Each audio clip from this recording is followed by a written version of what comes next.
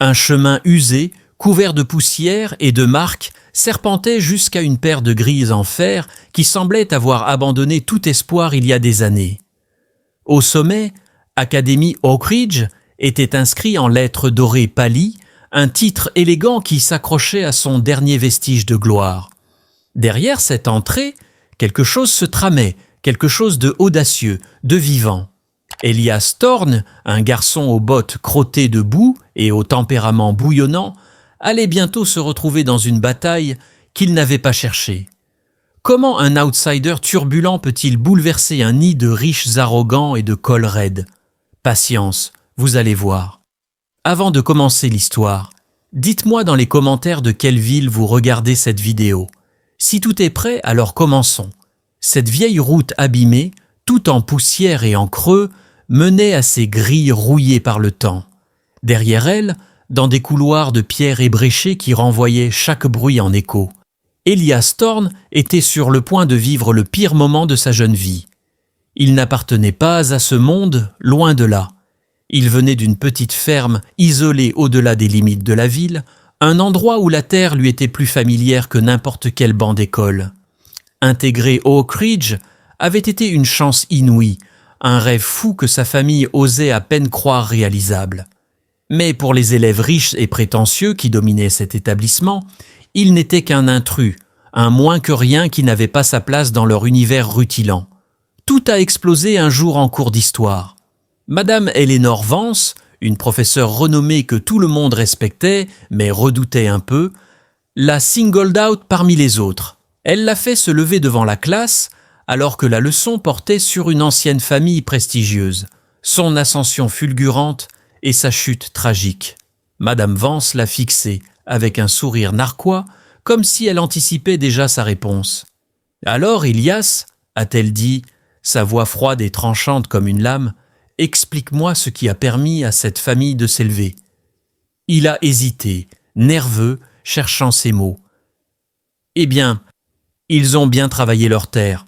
Ils avaient des champs qui produisaient, ça les a maintenus à flot. » Elle l'a coupé net, sans lui laisser le temps de finir. « La terre ?» a-t-elle ricané, comme si c'était la réponse la plus absurde qu'elle ait jamais entendue. « C'est tout ce que tu as à offrir ? Je pensais qu'un élève d'Oak Ridge aurait une idée un peu plus brillante. Peut-être que tu devrais te contenter de labourer des champs.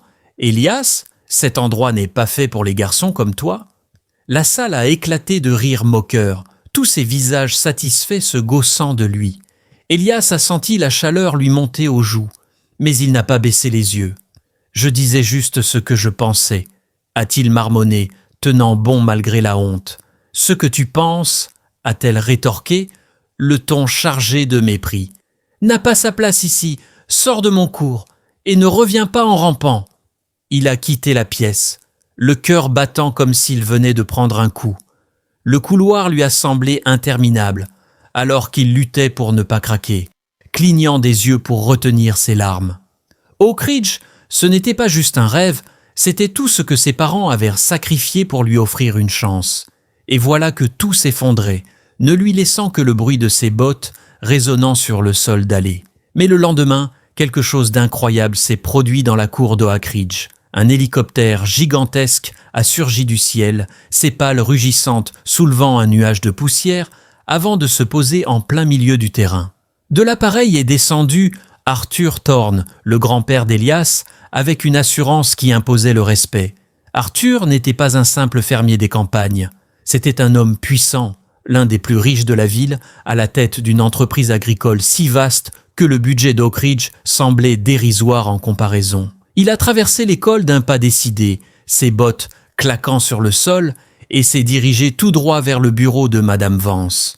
« Madame Vance » a-t-il lancé, sa voix glaciale capable de figer l'air ambiant, « qu'est-ce qui vous donne le droit de traiter mon petit-fils comme un moins que rien ?»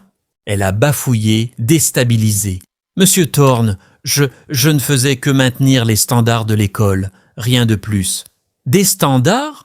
a-t-il rétorqué, un sourire ironique aux lèvres. « Votre conception des standards, c'est d'écraser un gamin ?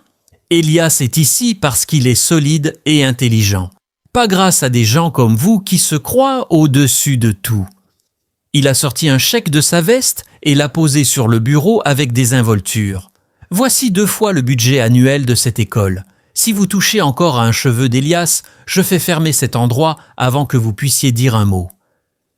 Madame Vance a contemplé le chèque, bouche bée. Elle savait qu'Arthur ne bluffait pas. Son influence pouvait plier même Oak Ridge.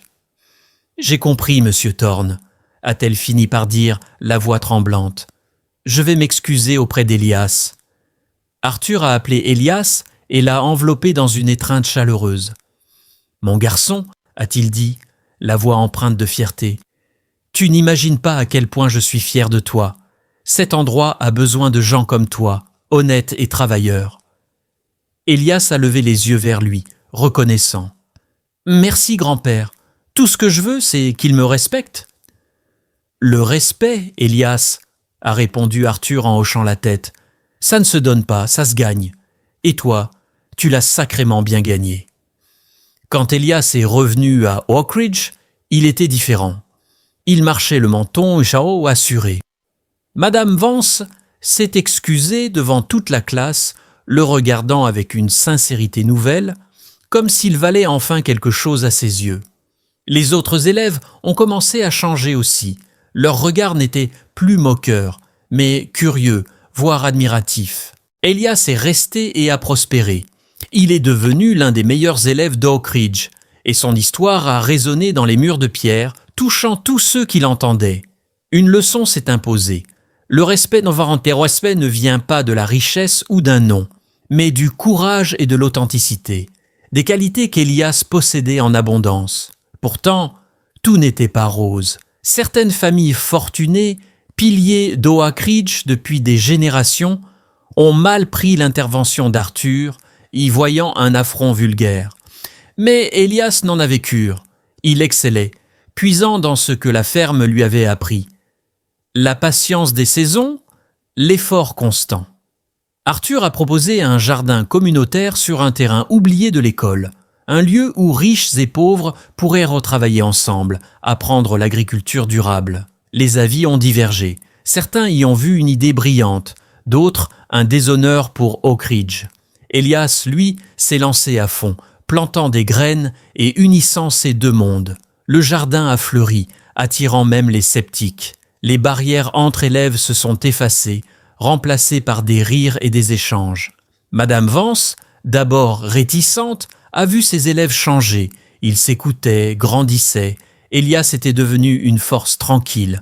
Un jour, Arthur a parlé. La vraie richesse, c'est les gens et l'héritage qu'on laisse. Elias, à ses côtés, rayonnait de fierté. Il avait gagné sa place, non par les règles des autres, mais par sa vérité. Ce jardin est devenu un symbole. Oak Ridge était pour tous. Elias, jadis rejeté, y a semé respect et unité, prouvant qu'on vaut par son cœur, pas son statut. Que pensez-vous de cette histoire? Écrivez vos impressions dans les commentaires. Avez-vous aimé cette histoire? Si oui, j'attends avec impatience que vous vous abonniez à ma chaîne YouTube. À bientôt dans la prochaine vidéo. Yekwa.